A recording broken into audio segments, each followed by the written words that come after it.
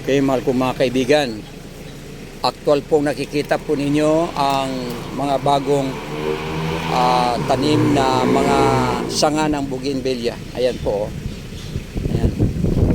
Ganito lang po ang pagtanim nila. Ayan. Pero ito nagtubo na po. Ayan o.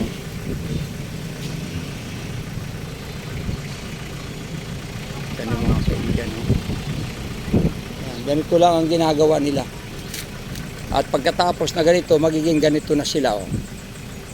Ayan, oh, magiging ganito na. Ayan, oh, pagkaganda. Ano? At pag yan ay lumaki na, magiging ganito na.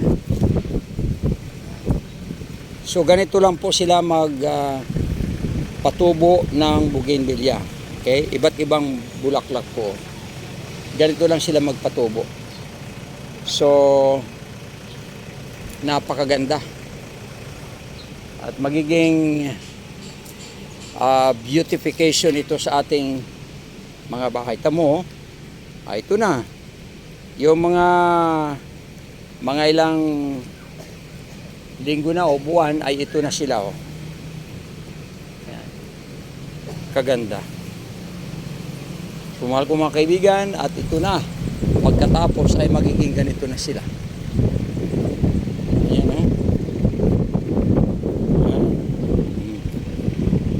Okay? So ganito po ang itsura ng mga bougainvillea na ninonurture po nila, at ito ay napakagaganda. Okay? So mahal kong mga kaibigan, patuloy po tayong manood sa aking mga video at pagpalain kayo ng Panginoon, ha? God bless you. Bye bye.